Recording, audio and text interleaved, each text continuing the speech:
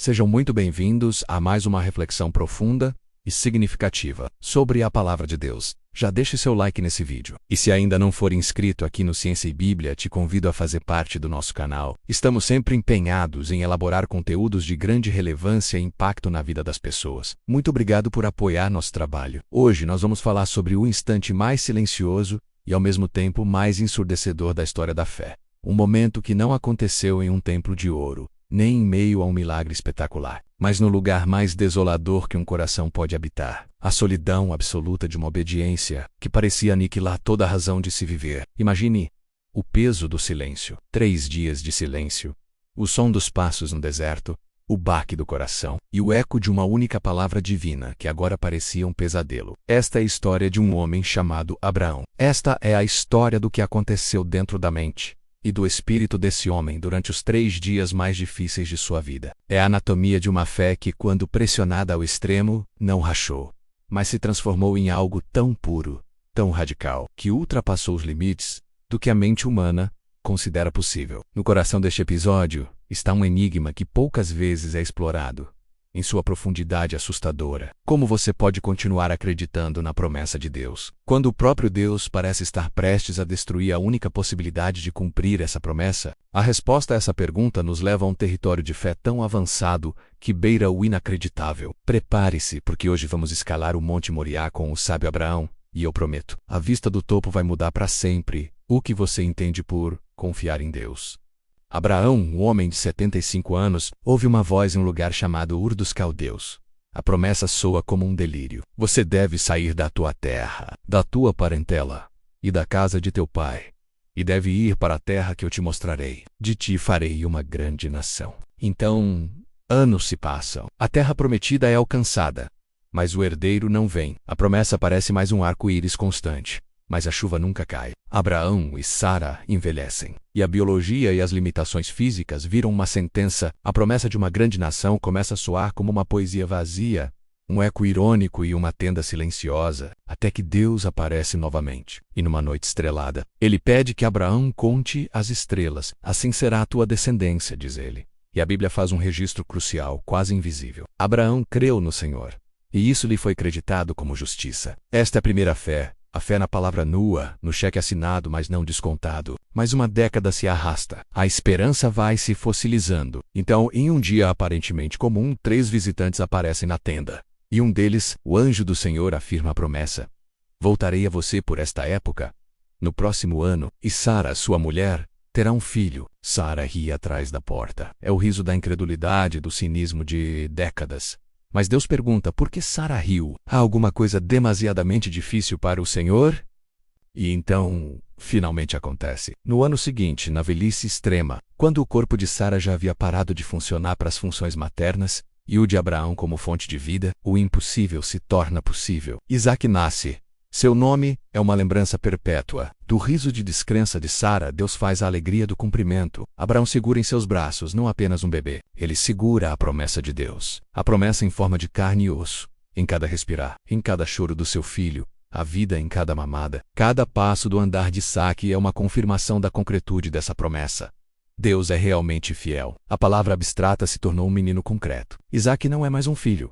Ele é o sinal vivo do pacto. Ele é a prova real e definitiva de que Deus mantém sua palavra. Por 25 anos, Abraão acreditou no invisível. Agora, ele podia tocar, cheirar e amar a prova visível e concreta da promessa de Deus. E então, depois de anos de convivência com essa prova viva, talvez décadas, vem novamente a voz. A mesma voz que chamou Abraão para fora de Ur, a mesma voz que prometeu as estrelas, mas agora, ela dá uma ordem que parece ser de um Deus completamente diferente.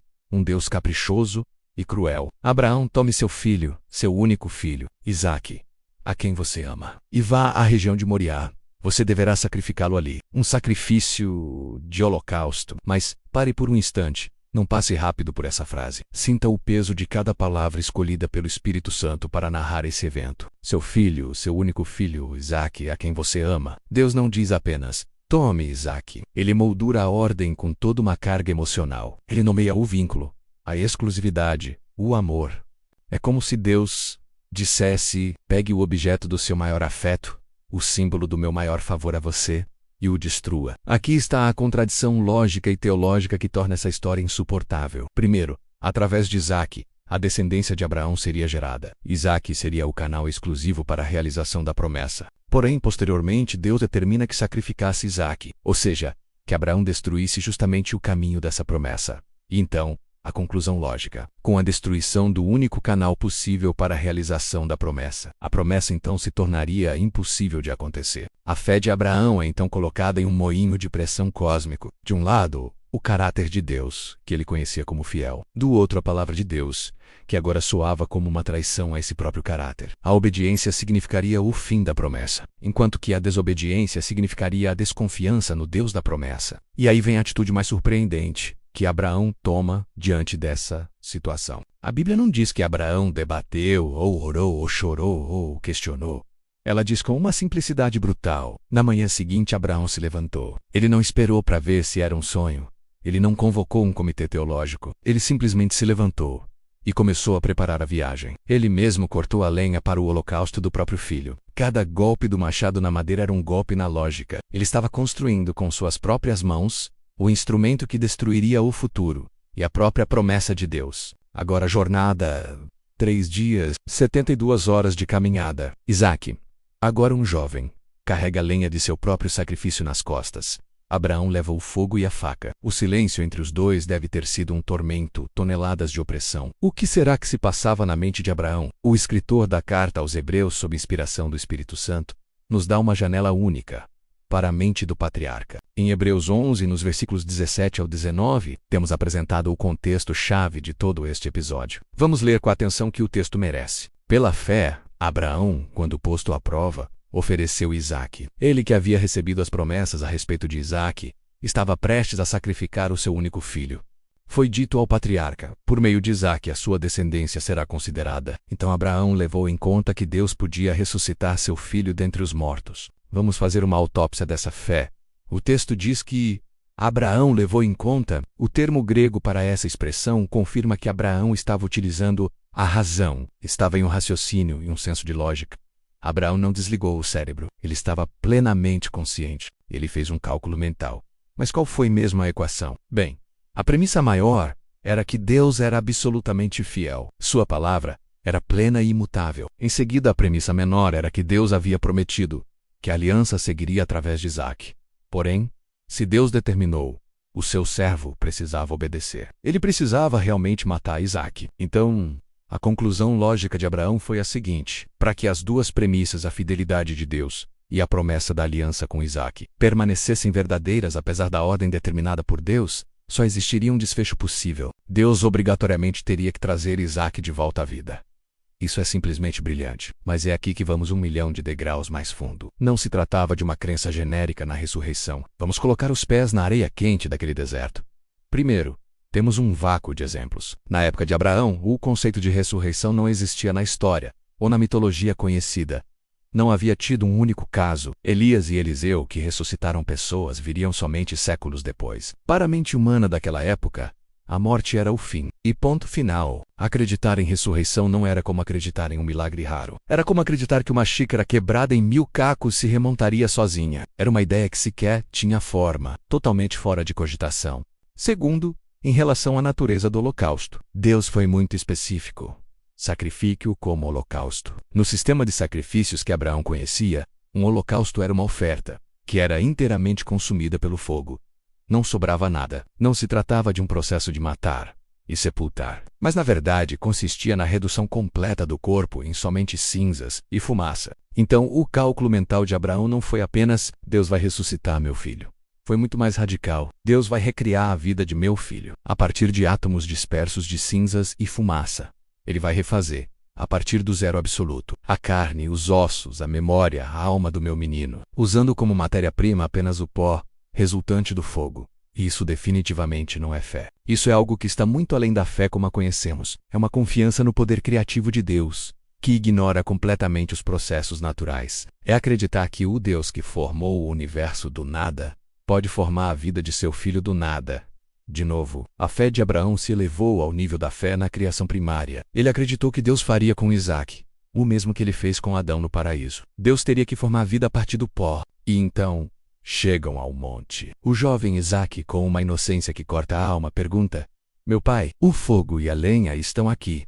Mas onde está o cordeiro para o holocausto? Aqui, no limite do abismo, sai de Abraão uma das declarações de fé mais densas e sublimes de toda a Escritura. Ele não diz: Não sei, meu filho. Ele não desaba, mas ele pronuncia uma verdadeira profecia. Deus mesmo há de prover o cordeiro para o holocausto, meu filho. Perceba a linguagem. Deus há de prover. É futuro, é certeza, é uma declaração teológica. No momento em que tudo parece perdido, Abraão professa sua crença na providência ativa de Deus. Ele está dizendo: a solução para este dilema terrível não está em minhas mãos, está nas mãos daquele que fez a promessa, e eu tenho a mais absoluta certeza que ele vai agir. Eles então constroem o altar. Abraão amarra o próprio filho, aquele que carregava todas as promessas, e o deita sobre a lenha. Ele ergue a faca. O céu deve ter ficado em silêncio.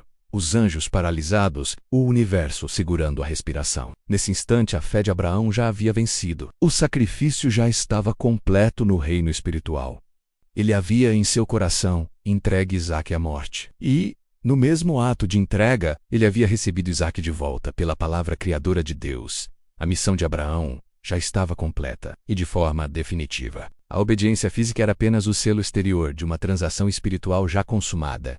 Então, o grito: Abraão, Abraão, não estenda a mão sobre o rapaz, e nada lhe faça. O anjo, então, continua: Agora sei que realmente temes a Deus, porque não me negaste teu filho, teu único filho. Deus não queria a morte de Isaque. Ele queria a morte de algo dentro de Abraão. Ele queria que Abraão soltasse o dom, para poder se agarrar apenas ao doador. Por 25 anos Abraão confiou na promessa. Agora ele precisava confiar no promissor. Independentemente do destino da promessa, a fé precisava ser desvinculada, até mesmo do seu cumprimento visível. Era uma fé no caráter de Deus, pura, sem garantias materiais. O cordeiro aparece como provisão para o sacrifício, e a promessa é reafirmada, mas agora com um alicerce, que passou pelo fogo e não se quebrou. Então, o que isso tudo significa para você e para mim, hoje no século XXI? O Monte Moriá não é uma exceção na vida da fé. É, na verdade, um modelo. É a imagem do que acontece quando Deus leva um filho ao limite de sua confiança. Seu Moriá pode ser um diagnóstico médico, que ameaça seu futuro. Pode ser a perda de um emprego que sustenta sua família.